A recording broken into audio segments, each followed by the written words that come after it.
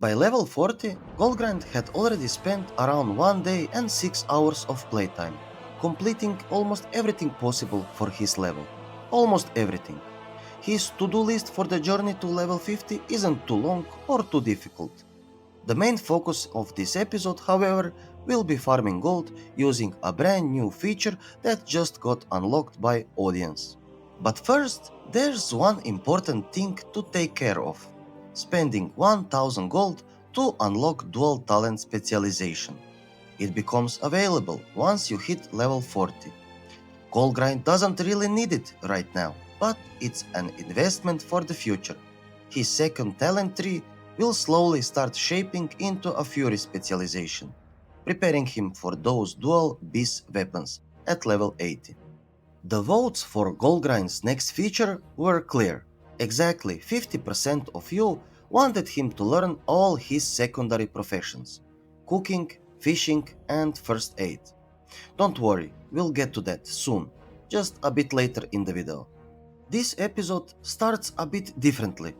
Instead of farming or flipping first, Goldgrind's going straight for level 50. Because, let's be honest, leveling isn't the hard part anymore. So he takes a nice long flight to Booty Bay, grabs all the quests, and goes through them one by one. Simple plan, at least on paper. And since the Ice Crown realm on Warmane is at 7 times experience rate, Goldgrind should be able to complete at least half of his journey to level 50 right here, or maybe even more. So here's a quick rundown of the questing. A simple talk to quest leading to another chain, unlocking a few new quests, mostly killing more pirates. Then looting 5 Mistveil giblets, ding 42. Collected 15 snuff, found the lost eye, and emptied the bags at the nearby vendor. 10 swashbucklers down, Gorlash defeated, first Mock the Savage attempt, fail. After that, 12 Zenzel mixtures, second mock attempt, success, with all cooldowns popped. Round 1 complete. Many quests ready to turn in. After turning them in, ding 43, and soon after, ding 44. Finally, the hardest quest of all gave him that sweet ding 45.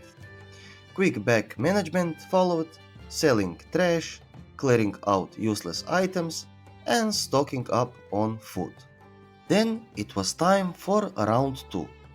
Chucky's ring, John's spyglass, and Mauri's clubbed foot, all collected, followed by 10 Achilles reeds. The last task was to take down 3 ship captains, each giving a nice chunk of XP. Ding 46 on second captain, but before facing the final captain, Goldgrind spotted a low-level horde player nearby. He gave him a friendly wave as he passed, and a moment later that player's level 80 mage bodyguard appeared and instantly killed Goldgrind. Normally, that would be the kind of thing to tilt anyone, but not this time. This time it actually saved him a long swim back to Booty Bay. Thanks for the teleport, I guess. After turning in 3 quests, Goldgrind dinged to level 47. Since Booty Bay also has a bank, why not make use of it while continuing the leveling? With most of the quests there completed, it was time to move on to a new zone for the final 3 levels. Goldgrind decided to travel to Tenaris. On the way, he made a quick stop in Terramore to deliver a package and unlock all the flight paths for future use, all the way to Gadgetzan. Tenaris has plenty to offer, with straightforward quests. Kill mobs, collect items, simple and fast. Within a short period of time, Goldgrind completed more quests that he even needed, and he'll definitely make good use of them in the next episode. Unlike the previous episode, where Goldgrind picked up several item upgrades while leveling through RDF, this time things were a bit different. Only one upgrade, a new head slot item. On the bright side, the entire leveling process took just a bit over 2 hours, which is still a solid pace. Not to mention decent amount of loot which went straight to auction house. Time to move on to secondary professions. Goldgrind's first pick was first aid, a useful profession since, well, he can't really heal himself. With 3 stacks of each cloth, linen, wool, silk, magewave and run cloth, and just a few minutes of crafting, skill 300. Easy. Can you make gold with it? The answer is simple, no. Just don't forget to sell the excess cloth you didn't use. Every bit of gold counts. Moving on to fishing. Leveling this profession is quite simple. Grab your fishing rod, use a few items to boost your skill, and start catching fish. In Stormwind, after around 20 minutes, Goldgrind reached 200 plus skill, unlocking artisan fishing. No more talking to trainers for now. Before maxing it out, it's smart to make use of those fish, or in this case, frogs, for cooking. So Goldgrind learned cooking as well, leveling both professions side by side until they both reach skill 300. Fishing was easy, just keep catching until you hit the cap. Cooking, on the other hand, required a few recipes from vendors or fishing trainers. Usually, if you can catch a fish, there's a recipe for it somewhere. To save time, Goldgrind spent some gold to buy recipes and mats, quickly maxing out cooking too. Now, with all 3 secondary professions mastered, it's time to make some gold. Goldgrind's final goal for this episode was to farm additional 10,000 gold using only fishing and cooking, with a few herbs or ores gathered along the way. The first plan was to farm the recipe for savory deviate fish. If you remember episode 3, Goldgrind actually got that recipe in Redridge Mountains. So he tried again, spending more than 30 minutes clearing every humanoid in the area. But luck was not on his side this time. His bags were filled with cloth and trash items, all of which of course went straight to the auction house. He also tried farming it in the Barrens, since apparently all mobs there have about 1% drop chance for the recipe. Still unlucky. After seeing one comment on WoWhead, he finally decided to buy it from the auction house instead. Now, Goldgrind did a lot of fishing in this episode, more than 2.5k fished catched. So instead of showing multiple hours of fishing footage, let's just talk about which fish actually sell well and where Goldgrind earned his gold. The most profitable catch was deviate fish, fished in 3 different spots across the Barrens.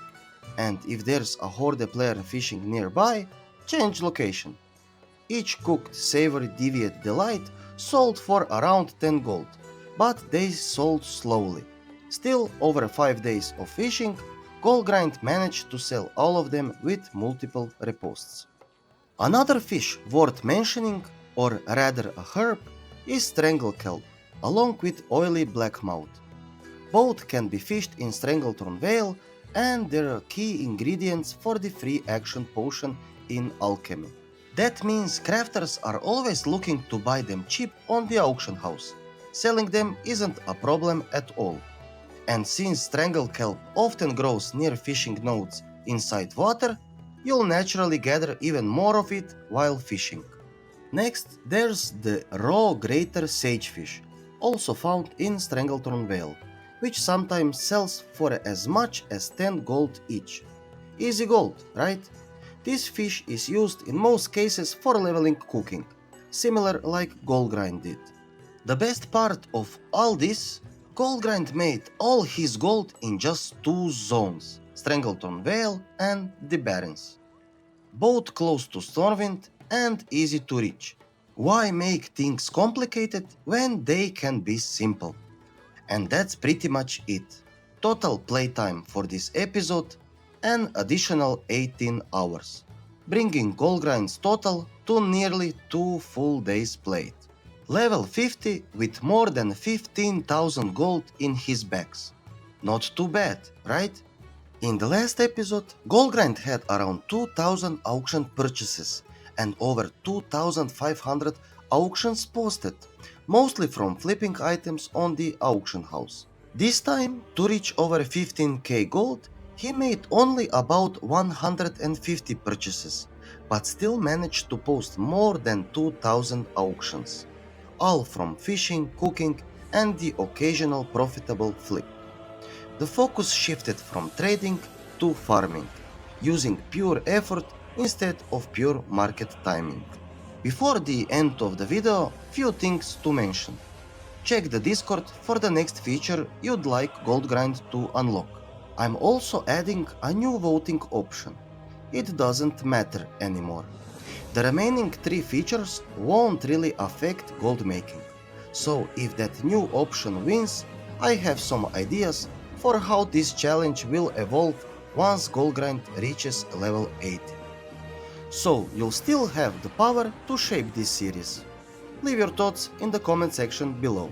And until then, see you in the next episode with more gold farms and preparing Goldgrind for Outland.